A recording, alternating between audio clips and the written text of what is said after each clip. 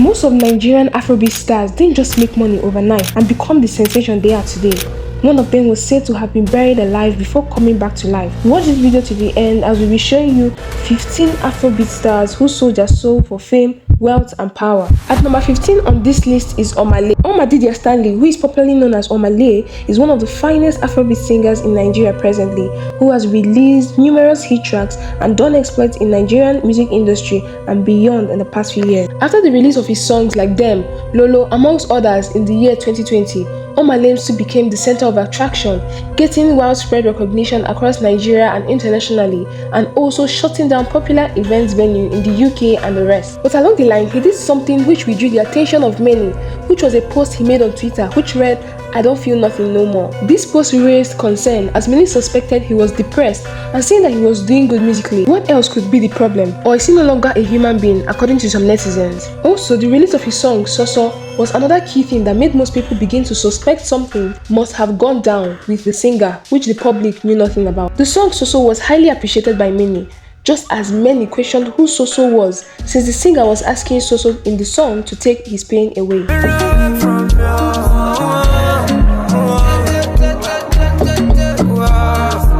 After an interview with the singer, where he claimed he doesn't even know the meaning of Soso himself, but just vibed to it as he got the inspiration for the song, many assumed it was one of those unknown languages musicians used to sell their song. But then, when the video of the song Soso was released, many who suspected a foul play got the evidence they needed to confirm his conformity to the occult world. As in the video, Omalay could be seen referring to the strange masquerade as Soso, and also bowing to it by the riverside while pleading for it to take his pain away. Many later alleged that Soso was actually a deity and the gods of the river to whom he pays allegiance. Alright, on to the next one, which is Oxlade. Oxlade is another top appropriate singer who is rumored to have sold his soul for fame and wealth. This whole speculation came about following the release of his numerous bangers like Away, O2, Hold On and the rest, and then his hit song Ojuju, which became a banger and was one of the highest streamed songs at that time. The truth is, despite how well appreciated Ojuju was, many curious people still didn't find it funny because in Africa, Ojuju is actually a masquerade which is feared by many and represents occult or ritual. Also, in the same song, Oxlade said in his lyrics that he was scared of falling in love, and this made a lot of people suspect he was saying so based on the rules he must have been given by the upward kingdom.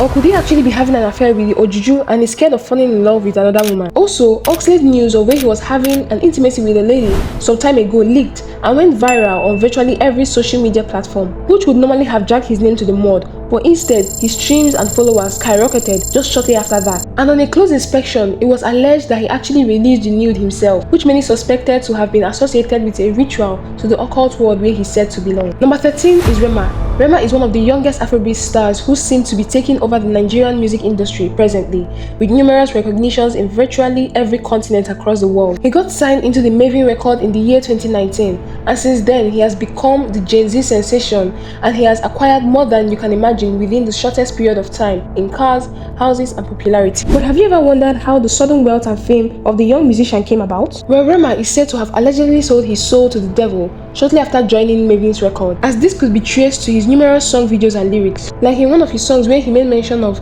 "if you won't keep person where they don't bury before," and many also questioned the fact that his song mostly looked like a ritual setting and some posing violence in awkward form. In another instance, the young singer was seen riding a sculpture on stage during one of his performances which seemed like a bat with a blood eye and flames. This brought a lot of controversy, and when Rema was asked about it in an interview, he claimed it was a tribute to his descendants, which are the Edo ancestors. Another thing which raised a lot of eyebrows was when Rema's show was called off in Ethiopia after an Ethiopian Orthodox church noticed one of Rema's chain pendants to be a burning church with an upside-down crucifix, which many suspected to be associated with Tiwa Savage, the queen of Afrobeat as she is called, takes this spot on our list. We all know how she made it to limelight through her numerous hit songs like Kele Kele Love and the rest. While signed to the Maven's record, still owned by Don Jazzy, so she became a sensation in the music world and the only Nigerian female who set several groundbreaking records and several lifetime achievements through her music, which is why she's still to date respected and loved in the music industry. Trust me, there's still much more to her journey to fame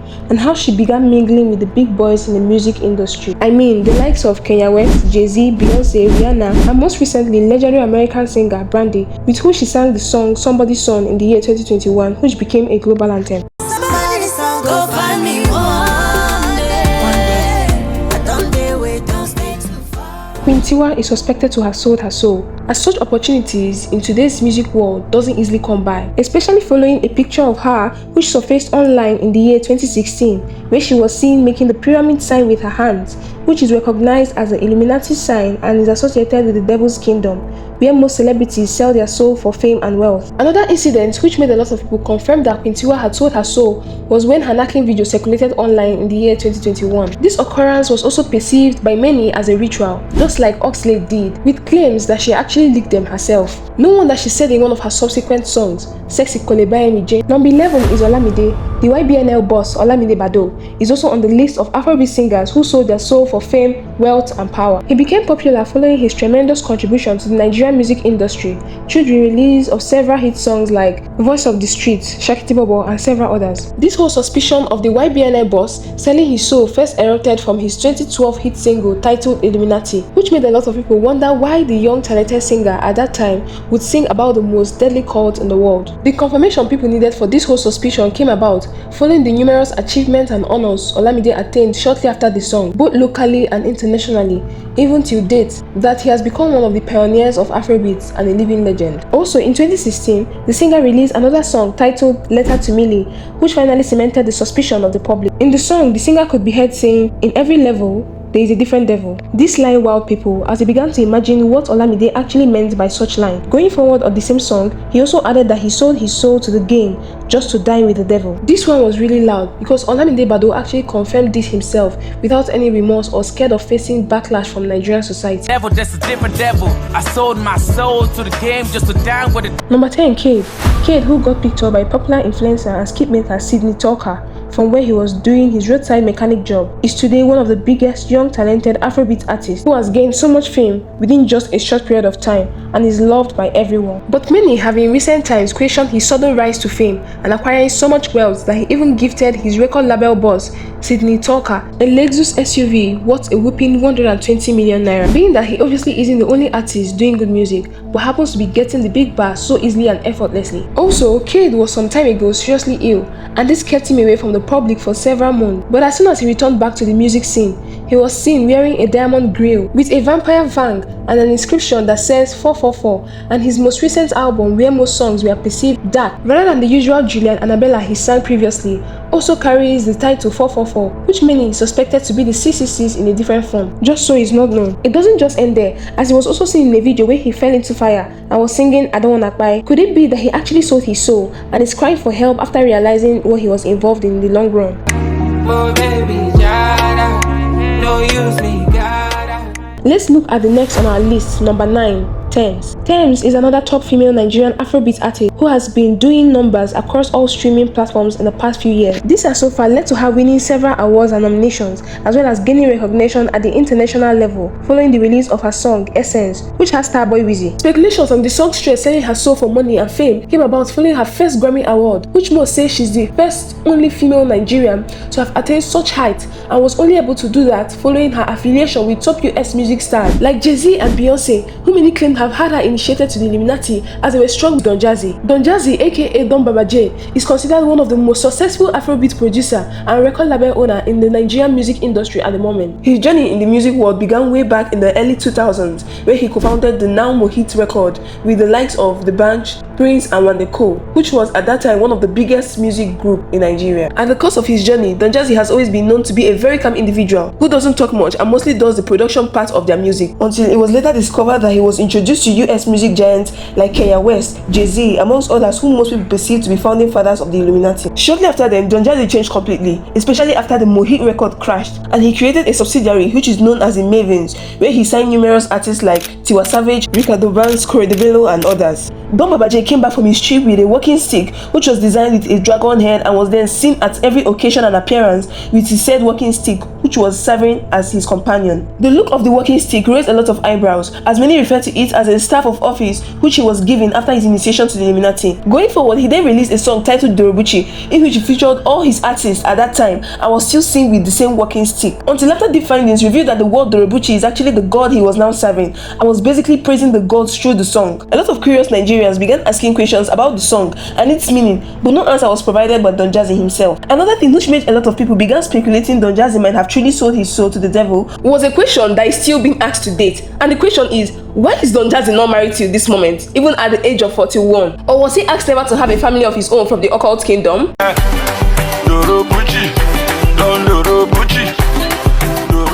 Number 7 is Ruga. Ruga is one Afrobeat singer who is doing exploits in Nigerian music industry and has dropped several bangers in recent time, creating a space for himself with songs like Asiwaju, Bounce and the rest, which got him several recognition and collaborations both locally and internationally. He began stirring reactions following his constant wearing of eye patch both on and off screen. After leaving the Josie War Records where he was initially signed, he seemed to have bloomed and become one of the most appreciated young singers with several hit tracks to his name and huge endorsement deals costing several millions of naira, just as well as he gained popularity and collaborations with even American singer Drake, who is also rumored to be affiliated with Illuminati. I know that you can feel it.